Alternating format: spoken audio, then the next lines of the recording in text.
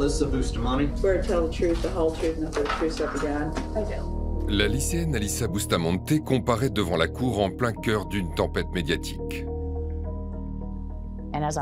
Alors que j'entrais dans l'église, j'ai reçu un appel de la mère d'Elizabeth.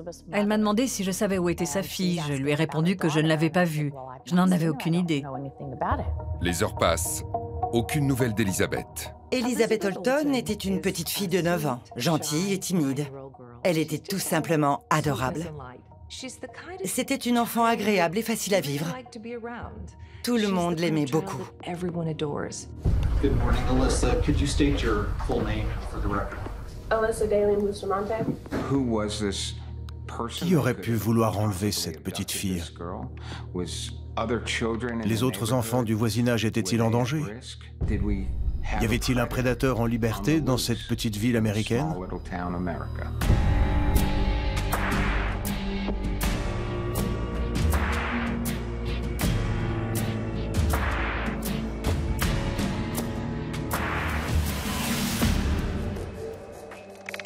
Comment Alyssa Bustamante est-elle devenue une meurtrière?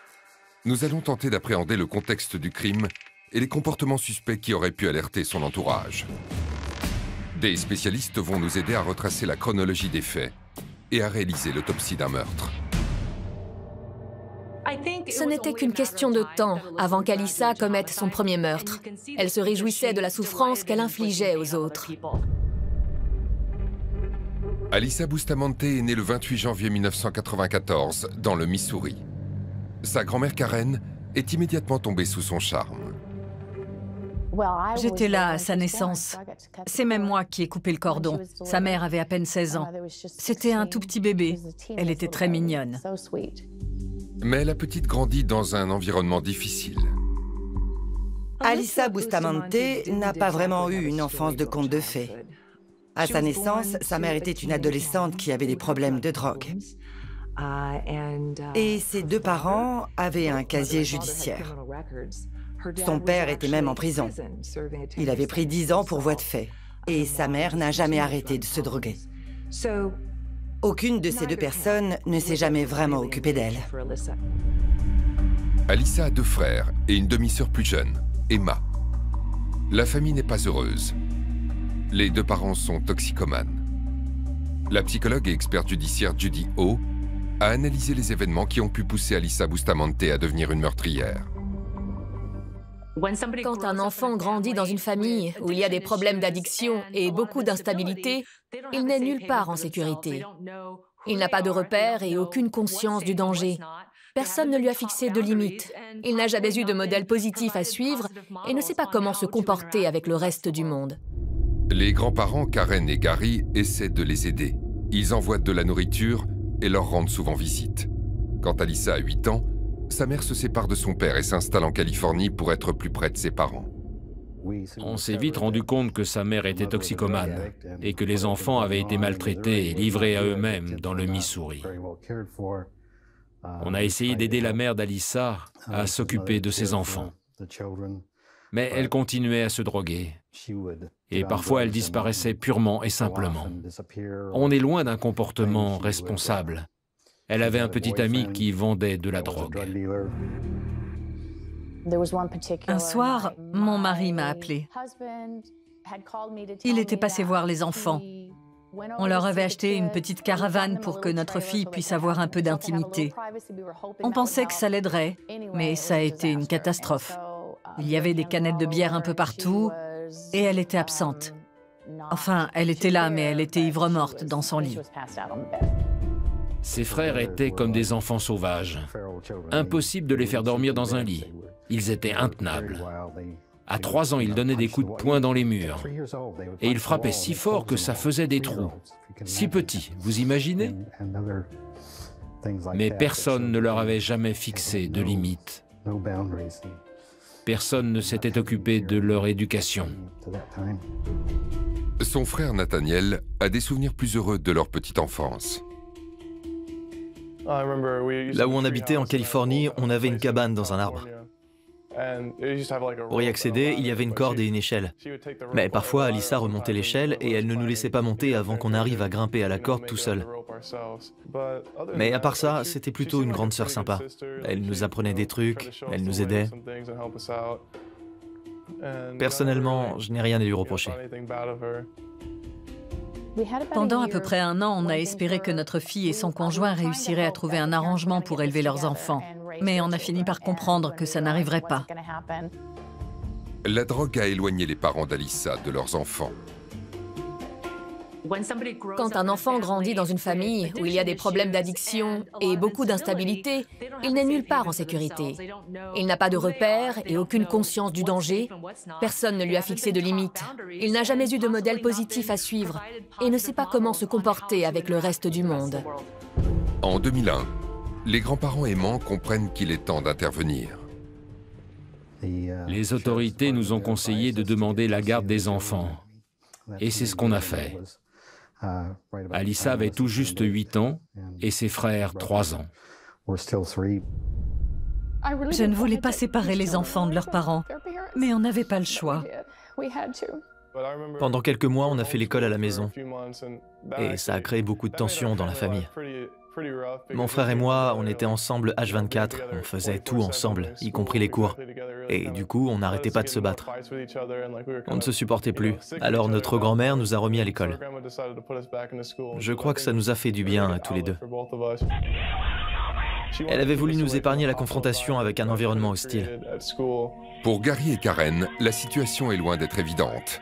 Mais ils font de leur mieux pour devenir des figures parentales pour Alyssa, ses 2 frères et sa demi-sœur. Alyssa est la plus difficile à gérer. Quand on allait faire des courses, il arrivait qu'elle se mette tout à coup à 4 pattes.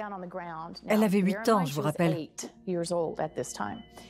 Elle imitait toutes sortes d'animaux, comme une enfant de 4 ans. Elle faisait semblant d'être une girafe ou un âne. Ou alors elle se faufilait entre les portants et se cachait derrière les vêtements. Et bien sûr, les gens autour me dévisageaient, l'air de dire « Et vous la laissez faire, vous ne dites rien ». Elle ne nous parlait jamais de ses problèmes, de ce qui la préoccupait. On savait qu'elle avait vécu des choses difficiles avant l'âge de 8 ans, avant son arrivée chez nous. Mais elle n'a jamais abordé ce sujet avec nous. À cause de ce qu'elle avait vécu, elle devait penser que tous les adultes étaient ses ennemis et qu'elle ne pouvait pas leur faire confiance.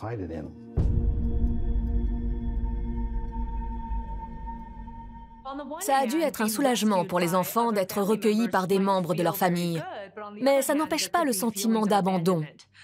Ils devaient penser qu'ils n'avaient aucune importance pour leurs parents, que c'est pour ça qu'ils avaient été envoyés chez leurs grands-parents.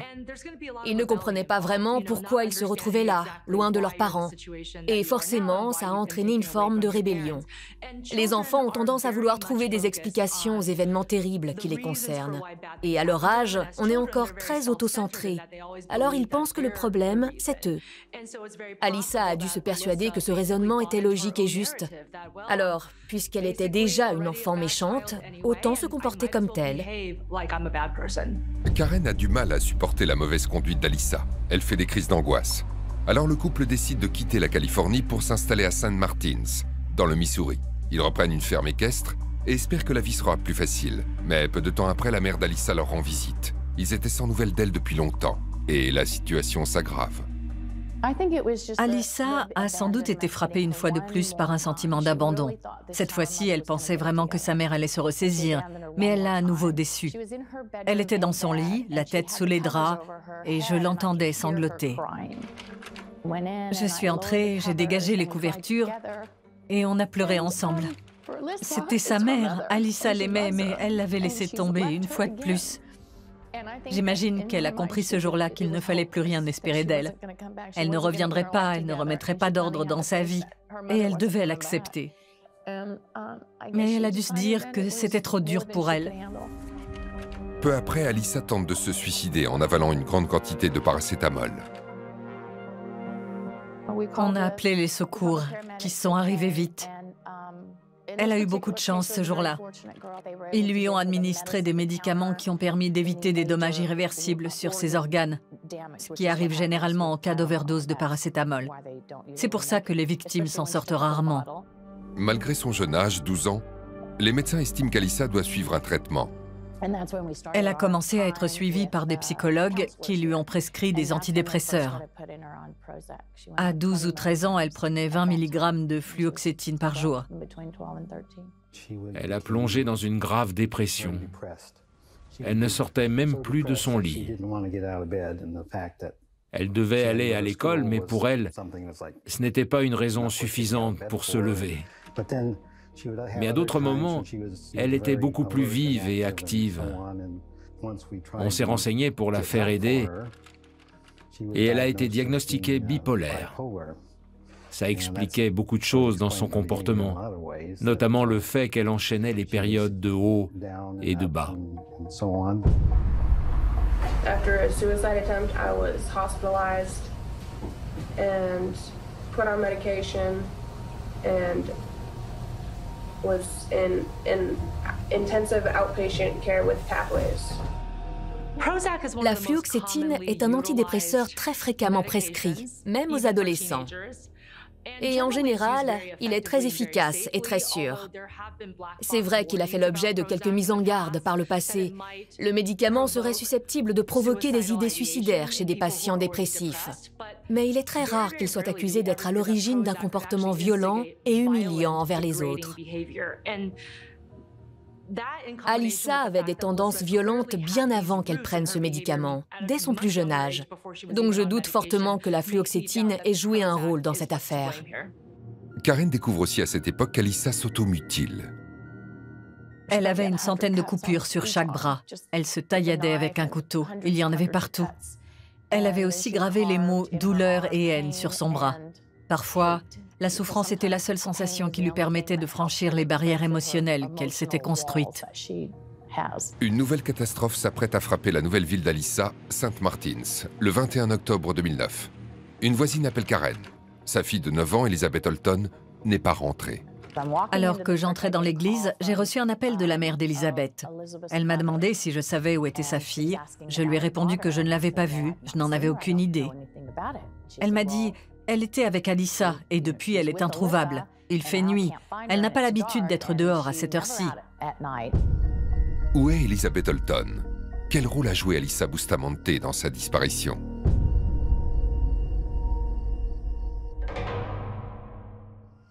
Le 19 octobre 2009, en fin d'après-midi, alors qu'Alyssa Bustamante est censée être en cours, Elizabeth rentre chez elle. Elle s'arrête chez Emma, la demi-sœur d'Alyssa, et les deux fillettes sortent jouer dehors. Elizabeth Holton était une petite fille de 9 ans, gentille et timide. Elle était tout simplement adorable. Elle aimait les chatons, le rose.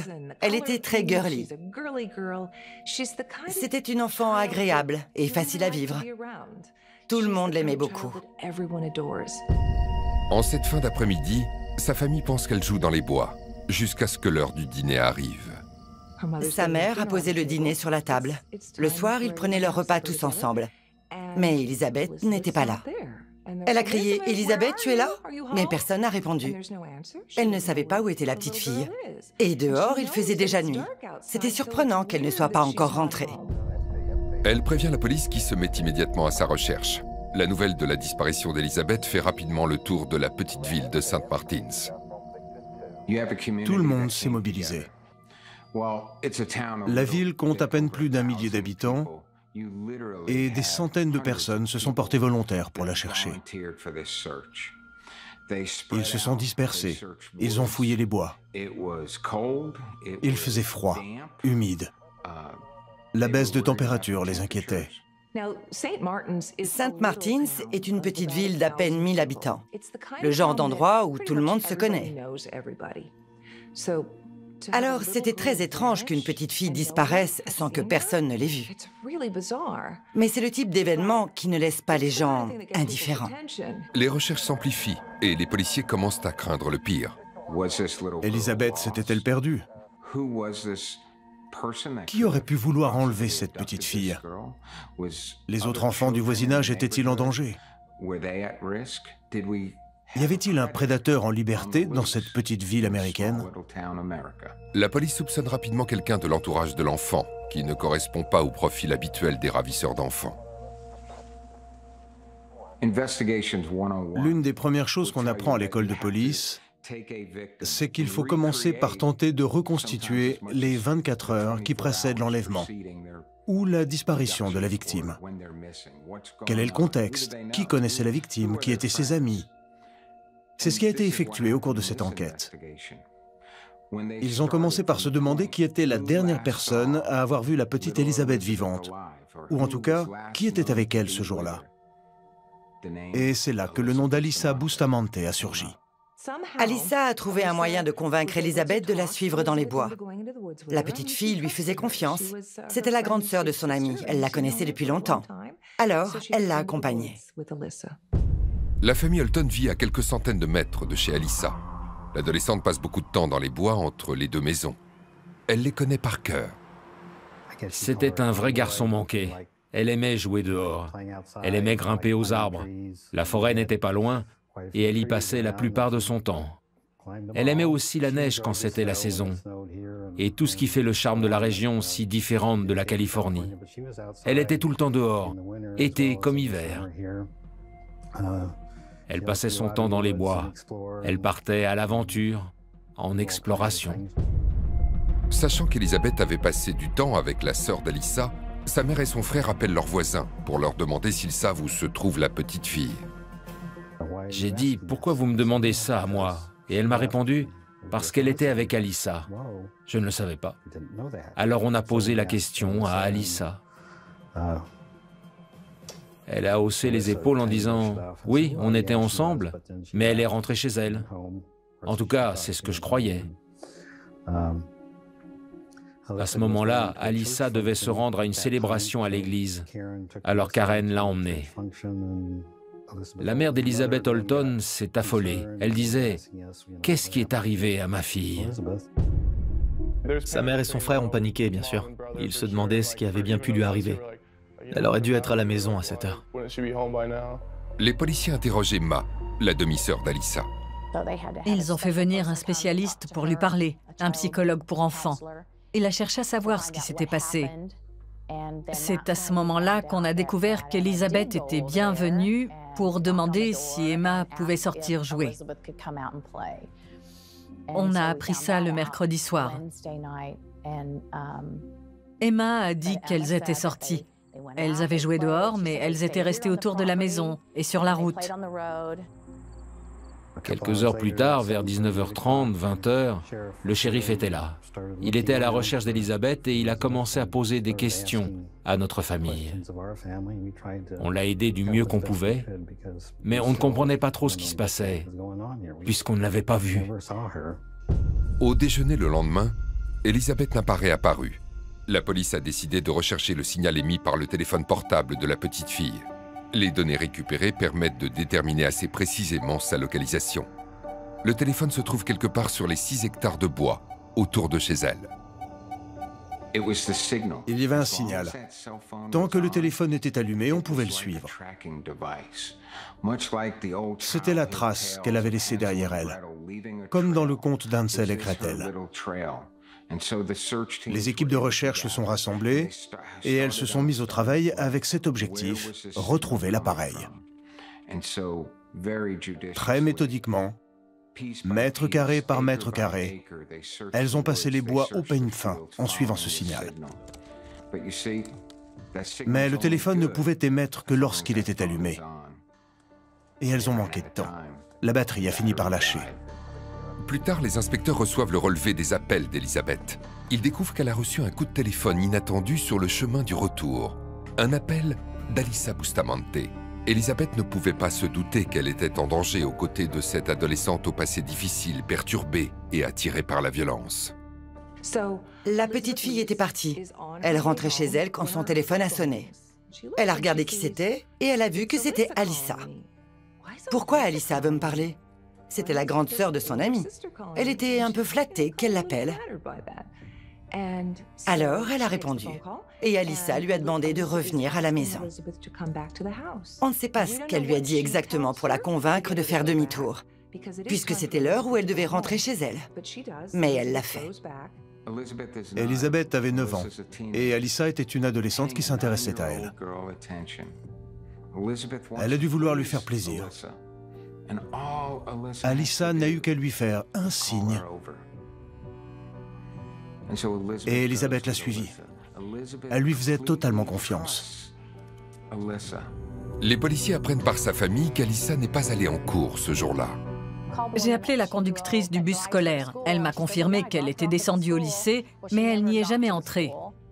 Alors j'y suis allée, mais je ne l'ai pas trouvée. Elle a dû reprendre le bus en sens inverse un peu plus tard, puisqu'elle est rentrée à la maison. Au lieu d'aller en cours, l'adolescente s'est livrée à une occupation bien plus macabre. Quand ils ont une journée de libre, la plupart des ados traînent avec leurs amis, vont au cinéma ou font un tour au centre commercial. Mais pas Alyssa. Elle a pris une pelle.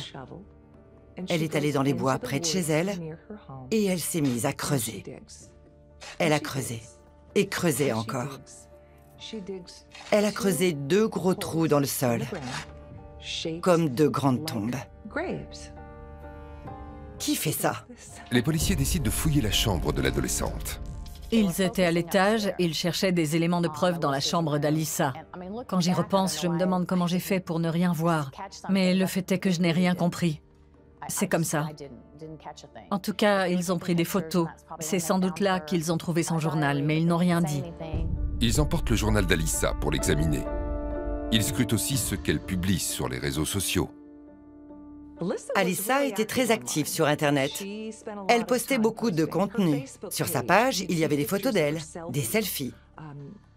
Sur l'une d'entre elles, elle avait du rouge à lèvres étalé sur le visage. Ça ressemblait à du sang. Et du maquillage noir autour des yeux, dans le style du théâtre traditionnel japonais. Elle serrait les dents, elle cherchait à avoir l'air effrayante. Sur d'autres, elle minaudait. Elle prenait des poses qu'elle imaginait être sexy. Elle aimait vraiment qu'on la remarque. Et elle voulait être différente. Elle était très fière d'avoir cette image de bad girl. Mais ils ont aussi trouvé du contenu bien plus dérangeant. Sur les réseaux sociaux, elle avait cité ses passe-temps préférés, tuer des gens et utiliser des objets tranchants. Une vidéo en particulier suscite une certaine inquiétude. Elle a posté une vidéo dans laquelle elle essaie de convaincre ses petits frères de toucher une clôture électrique pour qu'ils reçoivent une décharge. Elle le fait elle-même pour les attirer. Elle touche la clôture, elle ressent la douleur du choc électrique, mais elle veut voir ses frères le faire. Et sous la vidéo, on peut voir la description qu'elle en fait. C'est là qu'on va se marrer, quand mes frères vont souffrir à cause de moi. Elle ne se contente pas de les taquiner. Elle prend du plaisir à les voir souffrir par sa faute. Ce n'était qu'une question de temps avant qu'Alyssa commette son premier meurtre. Elle se réjouissait de la souffrance qu'elle infligeait aux autres. Le jeune Nathaniel n'a pas vraiment mesuré la portée de ces images. Je savais que cette vidéo existait, mais quand on était petit, ça n'avait pas vraiment d'importance. On ne se rendait pas compte de l'influence des réseaux sociaux à l'époque. On ne savait même pas qu'elle était en ligne. Pour Nathaniel, son frère et lui ont joué le jeu et se sont bien défendus. Mais l'inspecteur de la brigade criminelle, Brian Harris, voit l'extrait d'un autre œil. C'est une jeune femme très maligne. Très intelligente. Mais elle a aussi une part sombre. Elle aime faire du mal aux autres. Elle a montré sur Internet à quel point elle se réjouissait de voir ses 2 petits frères prendre une décharge. Elle les a piégés pour qu'ils touchent une clôture électrique et elle en a éprouvé du plaisir. Petit à petit, on a vu émerger une personnalité effrayante. Et l'enquête s'est recentrée sur une seule suspecte, Alyssa Bustamante. Alyssa grandit dans une famille dysfonctionnelle. Quand elle a 9 ans, son père est en prison et sa mère est régulièrement ivre-morte. Tous les ingrédients étaient-ils réunis pour faire d'elle une meurtrière?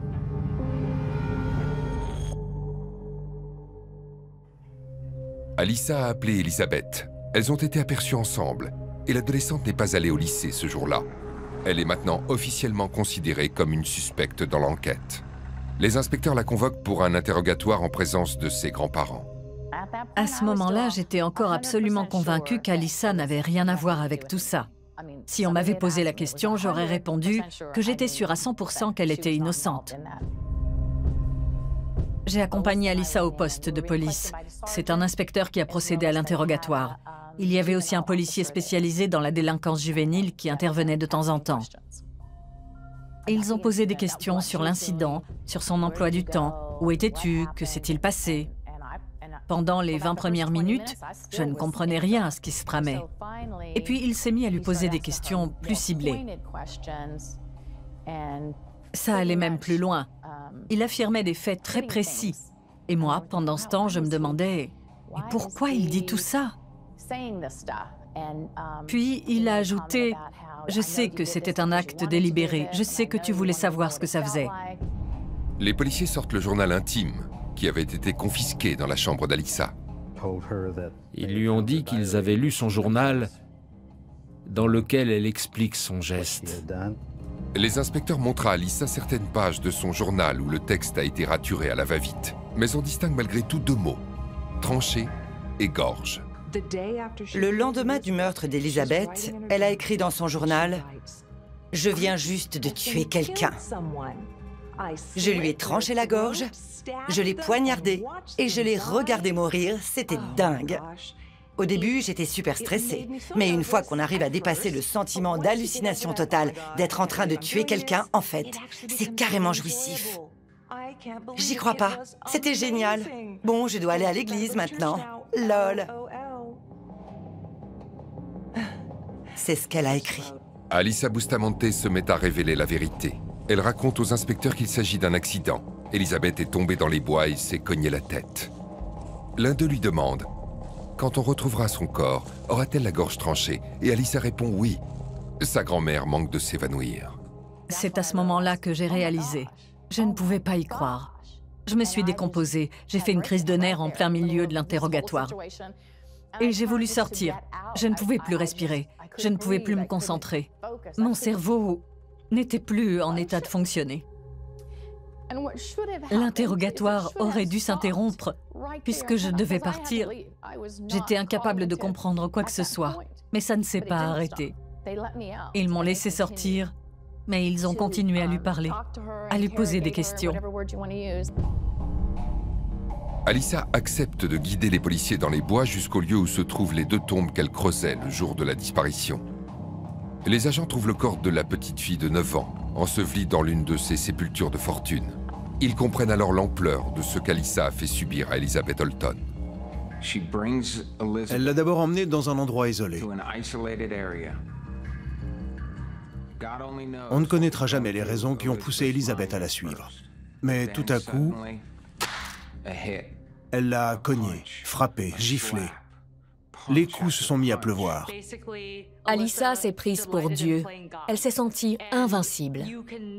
On s'en rend compte en voyant les moyens qu'elle a choisi d'employer pour la tuer. Elizabeth a dû hurler. Elle faisait trop de bruit. Elle a adopté des procédés très directs et assez abjects. C'est très atypique pour une femme, d'autant plus pour une jeune fille comme Alyssa. Ce n'était qu'une adolescente. Comment empêcher quelqu'un de crier quand on ne cesse de le frapper? On l'étrangle. La strangulation est la manière la plus personnelle de tuer quelqu'un. Pour ça, on est obligé d'être en contact, tout près. Ça devient une affaire personnelle. Elle ne l'a pas tué à distance. Elle n'a pas utilisé le poison, l'arme typiquement utilisée par les meurtrières. Elle s'est servie d'un couteau. Et en plus de ça, elle l'a étranglé. Elle a serré très fort pendant que la vie s'échappait du corps de sa victime. Elle avait les mains autour du cou de la petite Elizabeth, qui a dû lutter férocement pour sa vie. Mais Alyssa ne s'est pas contentée d'étrangler Elizabeth. Pour elle, ce n'était pas suffisant. Elle voulait voir. Alors elle a reculé d'un pas et elle a observé son travail. Et puis elle a sorti une lame et elle a lacéré le corps de la pauvre Elizabeth. Et enfin, pour s'assurer qu'elle avait bien fait son travail et que la petite était bien morte, elle s'est servie du couteau pour lui trancher la gorge, d'une oreille à l'autre. Pour moi, c'est la preuve qu'Alyssa avait un ADN de meurtrière et qu'elle tuerait forcément un jour. Elle rentre chez elle. Elle raconte son crime dans son journal, puis elle va à l'église. Alyssa était très douée pour compartimenter. D'un côté, elle pouvait jouer le rôle d'une jeune fille sage qui va à l'église et qui obéit aux règles générales de la famille pour ne pas se faire chasser du foyer. Ses grands-parents ont tout fait pour lui inculquer des valeurs. Mais elle avait aussi une part sombre qu'elle n'essayait même pas de cacher. Pour quelqu'un comme elle, ce n'était même pas de la dissonance cognitive. Pour une autre personne avec une façon de penser normale, ce serait très perturbant. Pour la plupart des gens, c'est très compliqué d'aller à l'église et même de chanter dans la chorale tout en étant une personne violente et méchante. Mais ça ne dérangeait pas Alyssa. Ça nous laisse penser qu'elle pouvait souffrir d'un trouble dissociatif de l'identité. Alyssa Bustamante est inculpée pour le meurtre d'Elizabeth Holton. Malgré ses aveux, elle choisit de plaider non coupable. Comment peut-elle plaider non coupable alors qu'elle vient d'avouer aux policiers qu'elle a tué cette petite fille? Elle les a même amenés jusqu'à la tombe où elle a enterré son corps. Le stress de la garde à vue fait replonger Alyssa dans ses habitudes autodestructrices. Pendant qu'elle attendait son procès en prison, elle a repris ses vieilles manies. Elle a recommencé à s'automutiler. Elle n'avait pas vraiment d'accessoires, alors elle se servait de ses ongles pour se taillader les avant-bras. Elle montrait des signes évidents d'anxiété. Elle était profondément déprimée. Que peut-elle dire de plus à la police sur la mort d'Elizabeth Holton? Mais surtout, est-elle capable d'attenter à sa propre vie? Did you continue or did you have any suicidal thoughts after your arrest? Yes. Alyssa Bustamante est placée sous surveillance dans un service d'urgence psychiatrique. Elle peut encore éviter une peine à perpétuité pour le meurtre d'Elizabeth Holton. Elle avait 15 ans au moment des faits. Elle était mineure aux yeux de la loi. Mais le juge décide de la traiter comme une adulte. Le juge a établi qu'Alyssa Bustamante était parfaitement consciente des conséquences de ses actes, et donc que son jeune âge ne devait pas entrer en ligne de compte. C'est pour ça qu'elle a été jugée comme une personne majeure. Il est temps de soumettre le meurtre de la petite Elizabeth Holton, 9 ans, aux jurés du Missouri. C'est à eux de décider si Alyssa Bustamante est folle ou inhumaine, si son enfance difficile a détruit sa vie ou si elle était simplement destinée à tuer. Mais l'adolescente les prend de court. Il y avait énormément de preuves contre elle, et pourtant, elle avait choisi de plaider non coupable. Mais la veille du procès, elle a changé d'avis. Elle a décidé de plaider coupable. Devant la cour et le public de l'audience, c'était la première fois qu'Alyssa laissait transparaître une émotion. Elle a fondu en larmes. Elle a pleuré un moment. Pourquoi a-t-elle plaidé coupable? Parce que ça lui permettait d'obtenir une peine plus courte. Elle n'était plus accusée de meurtre avec préméditation, mais de simple meurtre. Alors, a-t-elle changé d'avis parce qu'elle voulait endosser la responsabilité de son crime? Ou au contraire, parce qu'elle ne pensait qu'à elle? Elle a plaidé coupable parce qu'elle ne voulait pas passer le restant de ses jours en prison. Et si elle était condamnée à une peine réduite, elle avait l'espoir de sortir un jour. Toute l'affaire tourne autour d'Alyssa et non d'Elizabeth. Le procès d'Alyssa débute le 30 janvier 2012. Elle plaide coupable de meurtre sans préméditation et d'actes criminels armés. Pour pouvoir bénéficier d'une peine réduite, elle doit décrire précisément ce qu'elle a fait subir à Elizabeth. La salle d'audience était bondée. Tout le monde suivait l'affaire. On connaissait tous les chefs d'accusation. On savait tous ce qu'elle avait fait. Mais c'était la première fois que le public allait entendre Alyssa raconter elle-même ce qui s'était passé.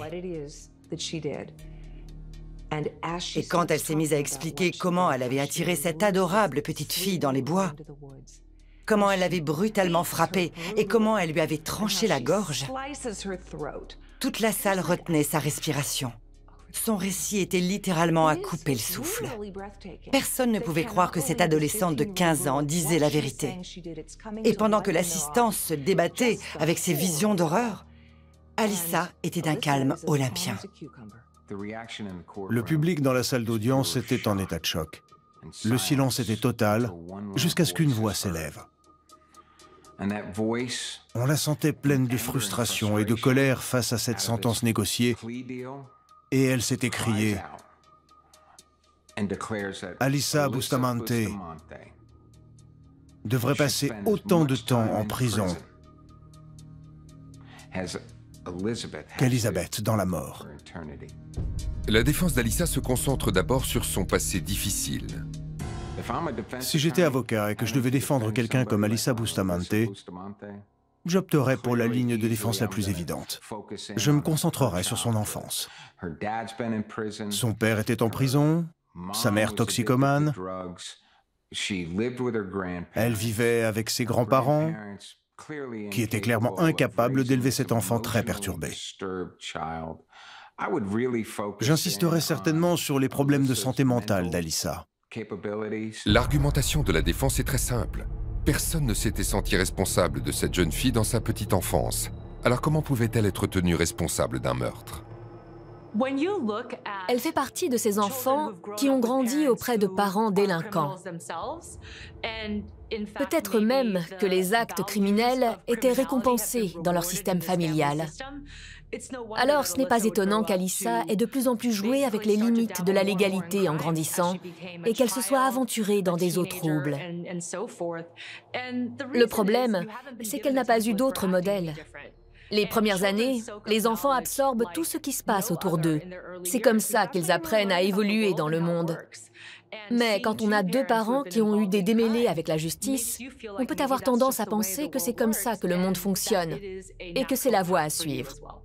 Ils ont insisté sur le fait qu'elle souffrait d'une grave dépression, qu'elle avait des problèmes psychologiques, un trouble de la personnalité borderline.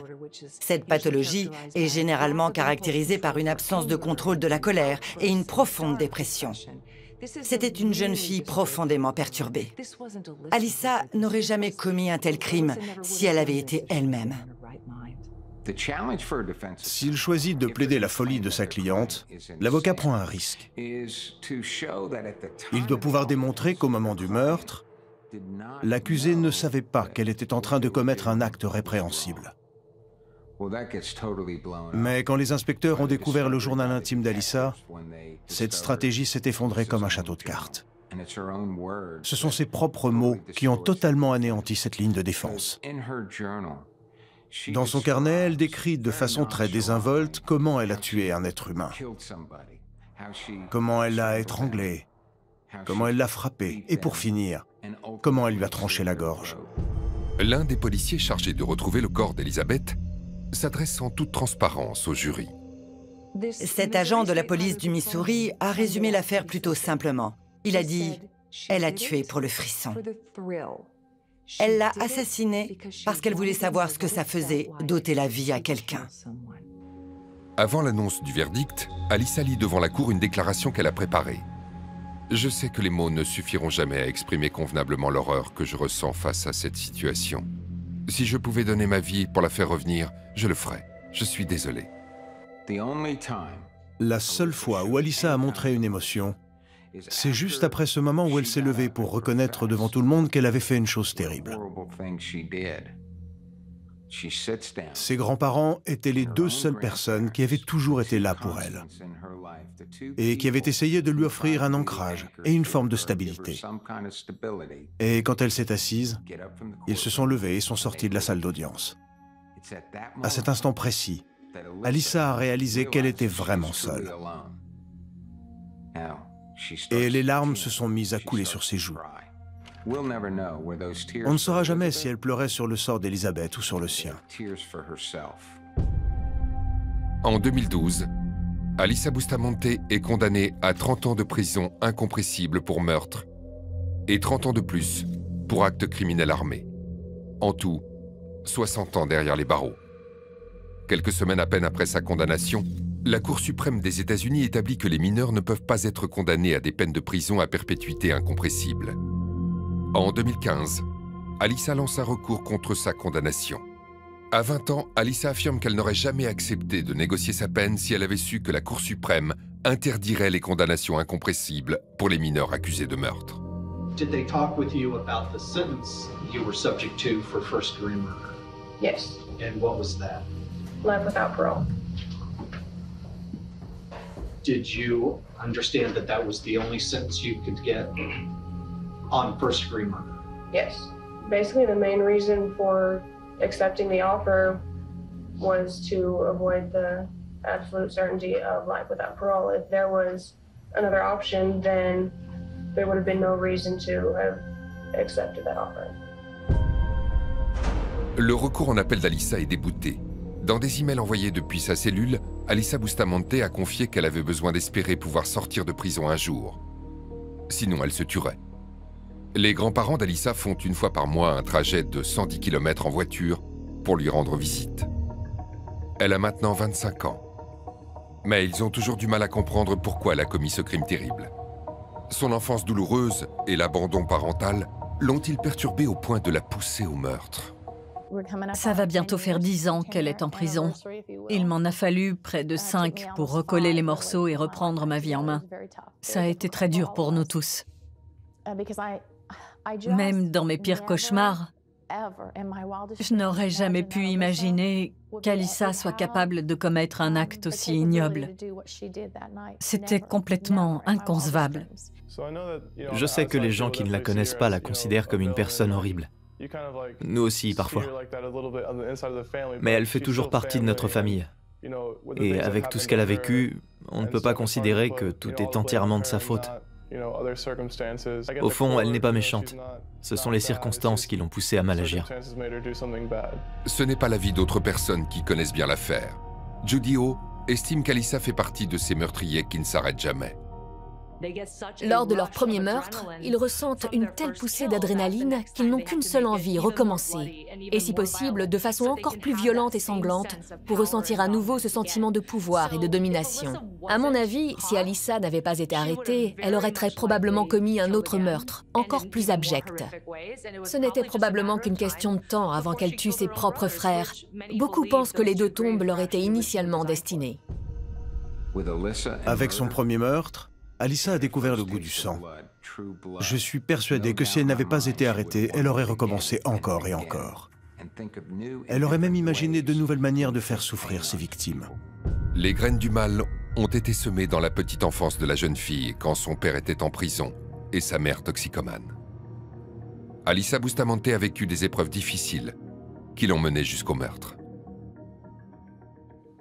Je ne crois pas qu'Alyssa regrette véritablement son geste. Si elle était libérée, elle commettrait très probablement un nouvel acte violent. À moins qu'elle s'implique réellement dans un programme de réinsertion. Mais ça ne semble pas être le cas pour l'instant. Et si elle ne ressent aucun remords et n'a pas l'impression d'être coupable de quoi que ce soit, il n'y a aucune raison qu'elle change.